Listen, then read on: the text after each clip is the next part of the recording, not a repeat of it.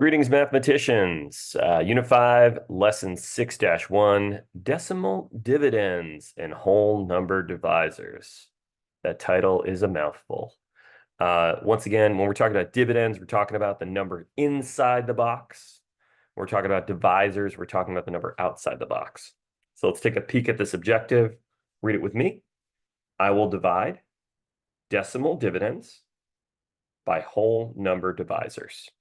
And it looks like Mr. McNeil made a mistake here. It looks like I'm inserting here. So like when you forget to add something, you can put a little arrow in here and then put in what you wanted to write. So it's not just regular whole numbers here. So whole numbers, we're talking about no decimal, no fraction, like a whole number, like 1 for a 1 digit, or 9, like a 1 digit. When we're talking about 2-digit whole numbers, this could be any 10 and 1 combo. For instance, 11 is a 2-digit, 22, 24, 79. These are all 2-digit whole numbers. And again, that divisor is going to be outside the box. All right, let's try to make today's notes quick. All right, in your notebook, I have an example problem for you.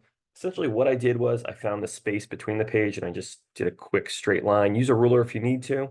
One of the ways I guide when I'm drawing my lines are I put my pen down, I put my pinky down as a guide, and I pull and I keep my finger on the paper.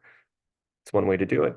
So I cut it in half, and then I cut this half in half, and then I went to the other half and I cut it in half.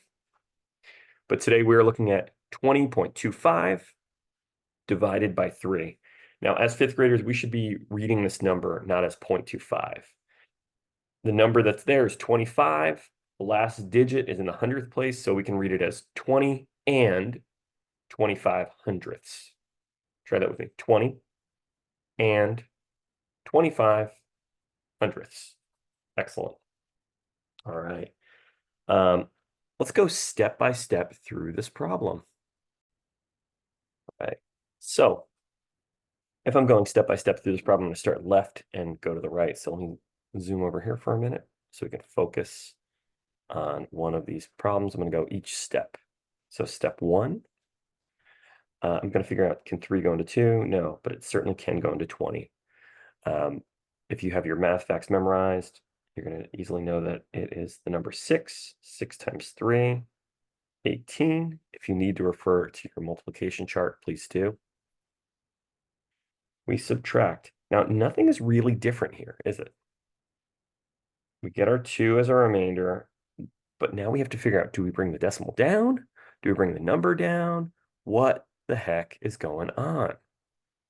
All right, so this is step 1. It's too blurry for you. Step 2. So let's copy all of that. Got our 6, got our 18, got our 2. This is the easy part. We're going to move the decimal up. Move up the decimal. Simple as that. Decimal goes up. Now, we can move it down as well. So it's going to go up to the quotient. We'll move it down. We can bring down our 2. Now we're looking at 3 goes into 2.2. Now, this is where moving the decimal really isn't helpful. It's not really necessary because we're still thinking about numerically is how many 3's fit into 22. So if 6 fit into 18, let's go one more. 7. 7 times 3. That's going to be where we go next. All right. And let's move it over. 6, point, we got our 7. 2, 7 times 3, we've got 21. It could be 2.1. It really doesn't matter. You can bring this decimal down. It's really not that important. We're still doing the same parts of the problem. 22 minus 21 is 1. You can move that down as well. Again, moving the decimal down, not crucial. Having it in the quotient, very important. Definitely have it. So that was step 2, step 3. All right, last and final step, because we still have this 5 to deal with. Copy my quotient. Oops, make sure I line those up. Minus 18. 2.2 minus 2.1. 0.1. Bring down that 5. 3 goes into 0.5, 0.15, or really 15. 5 times. 5 times 3, 15. Subtract, we get 0. And our quotient is 6 and 75. What place is the 5 in? That's right, the hundredths. 6 and 75 hundredths. Now, big difference from what we did last week. The decimal. The decimal just moves up. You can forget the decimals here as long as you move it into the quotient and just work the problem like you normally would. All right, let's take a peek on the next page. I've got a 2-digit example for us that we will also be taking step by step. So take a moment. I've got about half the page. We've got one problem here. The 2-digit divisor, 38. Our dividend is 161 and 12 hundredths. Take a moment, copy them in.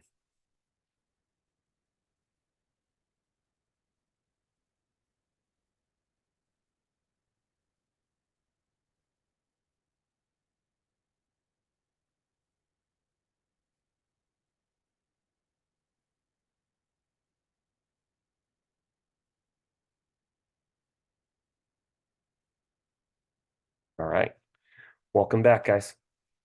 Let's zoom in. Again, we're going to work this one stop at a time. First things first, we want to estimate. When we were working with 2-digit numbers, we would ask ourselves in the tens place, is this closer to 30 or closer to 40? Remember, we're using this as a target, as a gauge. We've got 40. Can't go into 1, can't go into 16, can go into 161. If we multiply 40 times 2, we get 80. That's about half of that number. So let's go for twice as much. Let's use 4. Now, 4 times 40, we would get 160. 38 is a little bit smaller, so our answer is going to be a little bit under 160.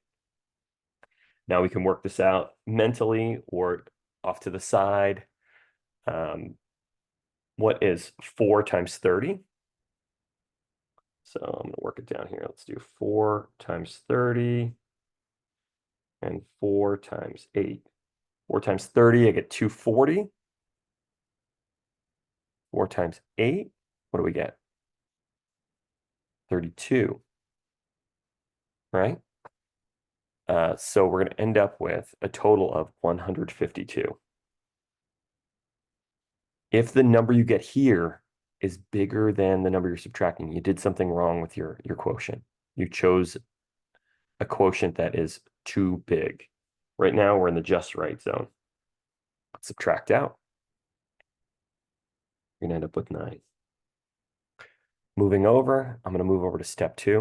I'm going to copy everything. I really want you to have these examples in your notes so you can refer back to them. Oh, I don't know, maybe during a test. That would be great. All right, again, we're moving the quotient or the decimal up to the quotient. This time around, I'm not going to move the decimal down. I'm just going to keep working it out the way we know how to work it out. So I've got 9. I'm going to bring my 1 down, 91. How many 38s fit into 91? Again, we're close to 40, probably no more than 2. 2 times 30 is 60. Well, let's move that for the next problem, for the next example. Moving over. I've got my 4.2. Got my 152. Got my 91. All right. So we have 2 times 38, 2 times 30, 60, 2 times 8 is 16. Put it together, we get 76. 91 minus 76, or 9.1 minus 7.6. We end up with 15 as a remainder, still smaller than 38. So I think we're going to have to bring a 1 down, another 1, Bringing it down. 38 goes into 151. Remember, when we were at 4, we were 152, so that's a little bit too big. Let's go to 3. I think my math is wrong here. Minus 17, 1.5. Bring down the 1.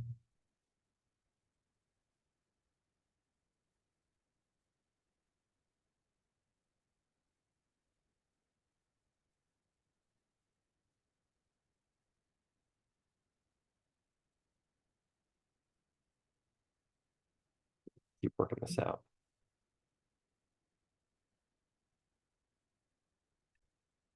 We've got 114 because we've got 3 times 30, 90, 3 times 8, 24, 114. Let's do a quick subtract. One of the ways I like to do mental math is I think about how far numbers are from one another. So 51 is 31 from 20, and 4 is 6 from 20. Or I'm sorry, 14 is 6 from 20. So that would be 31 plus 6. We end up at 37. Yeah, we're real close to that. All right, in the last step, we're going to move over. We're going to bring down that last decimal. All right, so we've got 4.23, 152, 91 minus 76, 1, 5, bring down our 1, minus 114, that's 37. We're going to bring down the 2. I have a feeling we might end up with a number that keeps going and going and going. Right? That glare isn't too much happening. All right, so 372. This is a big number. So if we go by 10, 38 times 10, we'll get 380. We're like real close. Remember, it's a 1 digit, so let's go with 9. Put a 9 in there. 9. 9 times 38, so 9 times 30, 270. 270 plus 9 times 8, which is 72. We end up with 214, 342. Wow, we're up there. And I don't think we can fit another. Can we fit another in there? No, we can only fit another 30. This is actually a terrible problem. This one's going to keep going and going and going. Most importantly, we're really just looking at how to apply this number. I either copy the example problem down wrong or the publisher made a mistake. See, 342, and we'll keep going. So 72 minus 42, we've got 30. And yeah, I think this one's going to keep going and going and going. So our decimal's going to go on forever for this one. All right. Sorry about that, folks. All right, let's take a next step. Hopefully on page 109, all of your answers end somewhere in the hundreds or thousands place. So we're going to the homework book, the skinny one, page 109, odds only. Couple of things that need to happen. Once your notes are done, I'm going to stamp it. Once your homework book is done, you are going to self-check. You're going to take a look at my TE, see what you got right and wrong. For homework tonight, we have the lesson 6 PMT from unit 5. Please, please, please, if you get stuck in there, use the examples. The idea is that we have multiple opportunities to learn this. All right, guys, thanks for your patience. I'll see you in class.